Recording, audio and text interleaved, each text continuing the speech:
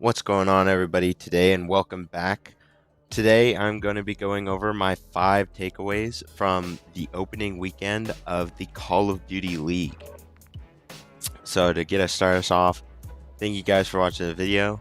If you enjoy, like and subscribe, and let's get right into it. Point number 1, the LA Thieves are in shambles.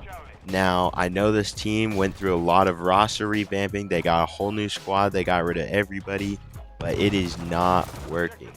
The Thieves go 0-2 on the weekend, 0-3 against FaZe, and they just do not look good.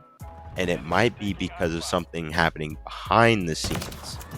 Apparently, 100 Thieves owner Nadeshot has taken CEO out of his YouTube and his Twitter bios.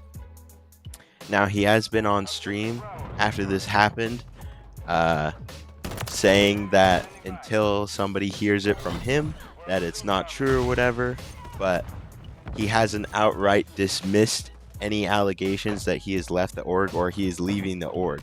So it seems like a lot of internal turmoil around this team, and maybe not the best roster construction, but it is not looking good for the Thieves this season.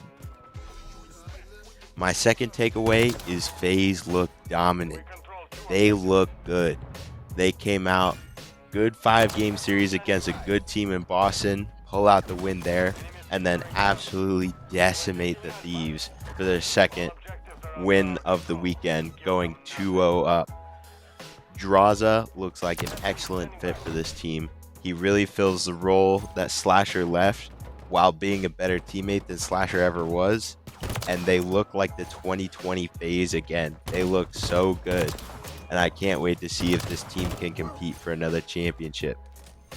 Thirdly, FaZe look good, but they are not the best team. Sneakily enough, the Seattle Surge may look like easily the best team of the weekend and maybe the best team in the whole CDL coming up. Now, it looks like Illy and Hook are on an absolute revenge tour. They are killing it. They want to get revenge for the way they were treated and the way they were dropped by their previous teams. And then, you know what? I think Arcides also wants a little bit of that revenge tour action. He's getting in on it.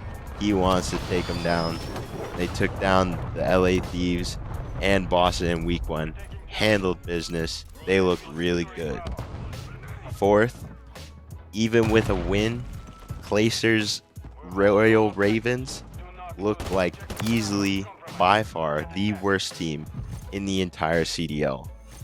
They got 3-0'd, absolutely blanked in game 1 against the Miami Heretics, who we've been talking about may not have the best roster construction, but they can pull out a win. They absolutely destroyed the Ravens. Clayster looks good, but it might be getting to that time like a lot of other pros. Scump was still pretty good at the end, but he retired. Krim looks good at the end. He retired. It looks like it might be time for Clayster to retire as well, because this Royal Ravens team does not look good whatsoever, even in a new city.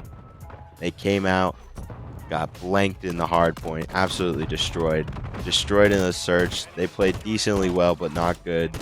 And then absolutely 3-0'd in the control. So not looking good. Definitely not a good start for the Royal Ravens.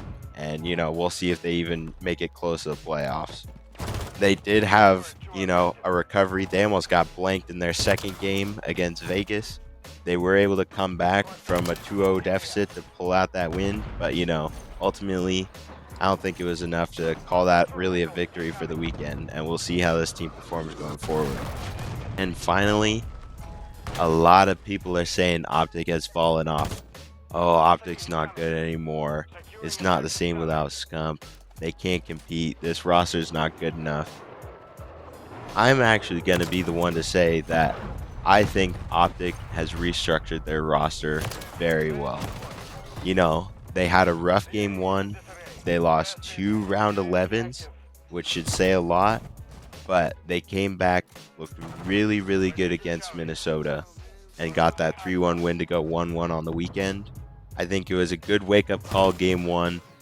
They competed in search and destroy, obviously lost 2 round 11s, but overall they looked good and made a really good comeback against Minnesota. And we'll see how it looks going forward for the squad.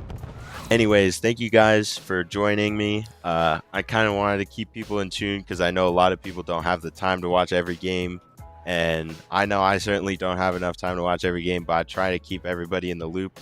If you guys want to see more content like this, let me know. And yeah, I'll see you all in the next one. Peace.